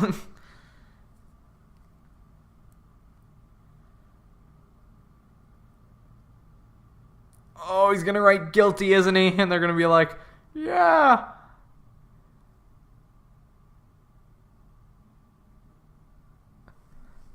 Oh. Boom. Holy crap. Prosecutor Blackwell, what has become of our witness, Aristotle Means? Is as Psychodonos suspected. Blood was detected on his staff. He's admitted to this heinous crime, all of it. He shall join us in the clink tomorrow. His teaching skills can be put to good use there. Great, we'll teach felons that end justifies the means. So much for rehabilitation. Can I ask what the professor's motive was? I could barely make out a word he said on account of his shattered teeth. One of Blackwell's fellow inmates was once a surgeon. Why not a former dentist, too? I eventually had him put pen to paper. Turns out Professor Means was the one taking bribes. The victim had suspected him after a report from the class snitch. That led her to question him at length the day of the killing, right there on that stage. The result? the heinous crime that was brought before this court. The fool, like Newman, had come to note of the script's contents via the victim's note. It seems he'd come up with a plan to stab the victim with her own awl in order to make the killing look like the one in the script and thus frame the defendant. But that scrap of paper with Hugh's name had the same mark as Professor Court's planner. Yes, about that.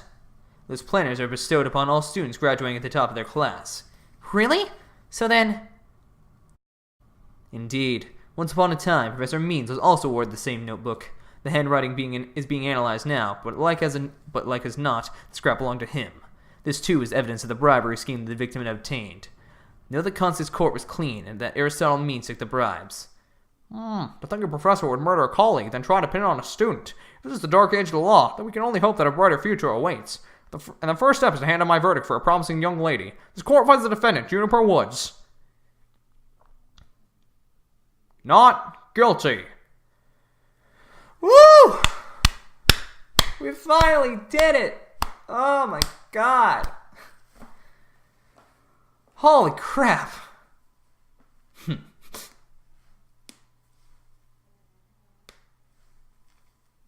I wish you all the best on your road to becoming a courtroom judge. You will need young people like you. We need young people like you, if we ever hope to restore the law to its former glory. Yes, Your Honor. I'll work as hard as I can. Maybe one day I'll be able to work with all of you to make a difference. Proudly sear Professor Court's memory. Do not let a death be in vain. That's the last thing I expected to hear from him today. Court is adjourned. Thank God. Oh my god, this case is just taking forever. Nothing against it, don't worry. I just... Time is not everlasting. Thank you, Thena. I really mean it. It was nothing, really. I can dig the biggest tangled mess of a case and unravel it just like that. I don't know. You looked pretty wound up there at the end. Literally and figuratively. You look pretty hungry for a knuckle sandwich, Buster. I want to thank you too, Apollo. Don't mention it. The way you were always there for Thena when she was in a bind. And at the detention center, where your smile gave me hope when there was none. Like the warm rays of the sun shining down on peaceful woodlands. You're an absolutely amazing person. Thanks, Juniper. That means a lot to me. But I still have lots of work to do. And I can't wait until we see you on the judge's bench. I promise you I'll get there someday. That's why until that day, I'll... Guys, I've got some big news. I mean, this is huge. Oh, am I interrupting something? No, it's okay, I think. So what's the big news? School festival. It was supposed to be canceled after what happened, but... We just got a call. In memory of Professor Constance Court, who worked so hard to make it happen. The festival is being extended one extra day until tomorrow. Really? All right. Oh yay, cutscene. Oh my god, that is exactly like Lamero. Holy crap. Junie was Lamero the whole time. We've got a special treat for all of you. A love letter for Themis Legal Academy. Oh, that's what they're going for him? Baby. It's time for the guitar serenade. Is that Yuri Lowenthal? Oh! This is the song from Apollo Justice. Aww. Are we gonna get time travel stuff in this? Junie is actually Lamero all along? No, I'm joking. I don't mean that at all. October 27th. Hey, it's my birthday. Themis Legal Academy. 3F Lecture Hall. Wow, that was so much fun. School festivals are amazing. I think you and Robin are getting a little carried away. Ah, your singing voice, Juniper. You can melt my H-E-A-R-T. Mr. Wright, thank you for that training seminar. Just remember, the objection pose is all about attitude. Oh, and congrats on your mock trial win. Although, Robin had you for a while there. I did, didn't I? But I'm just glad we're back to how we used to be. Thanks to Athena. And you know what? I think I'll stick with becoming a prosecutor after all. That was another typo, wasn't it? I think I'll stick with become a prosecutor after all. I'm gonna make up for my mock trial loss by winning the real deals in court. Mock trial loss? What loss? Wait, did they reprise the trial and Hugh won? Oh, Lady Laura, of course, you know, I do not have time for flashbacks, game. We'll carry on. So, does this mean it's really gonna happen? Juniper, there's something I've been wanting to say to you. Huh? Ooh! Is he gonna do what I think he is? Of course Trucy is the one. Juniper, can we still be friends? You know, best friends like we've always been. Huh? Best friends? Hugh, weren't you gonna profess your love for Juniper if you won the mock trial? No, I was gonna confess that I'm not a genius, and that I'm really 25 years old. But you already dragged it out of me during the trial. Whoops! Listen, Hugh. You too, Robin. Miriam. Me too? Miriam's got this tactical espionage action stuff down to a science. I've been thinking, it's up to us to put an end to the dark age of the law if we can. Let's all work together to usher in a new age where winning only results from the truth. And the end never justifies the means. Count me in. I wouldn't have it any other way.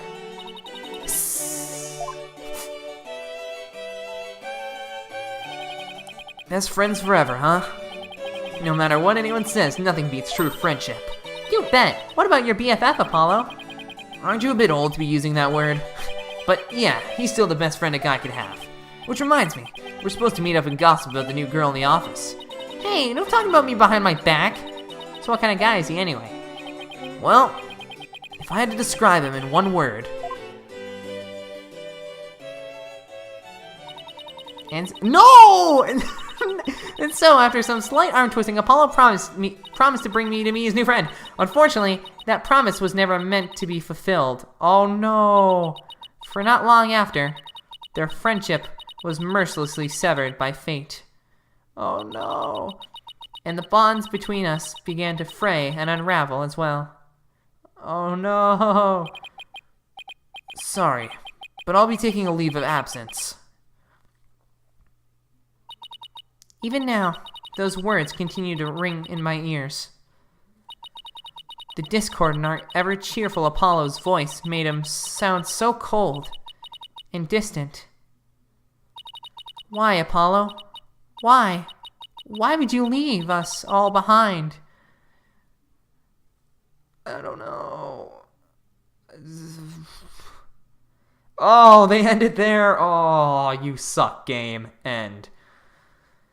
Saving system. Do not turn data off. No, stop it. Bad.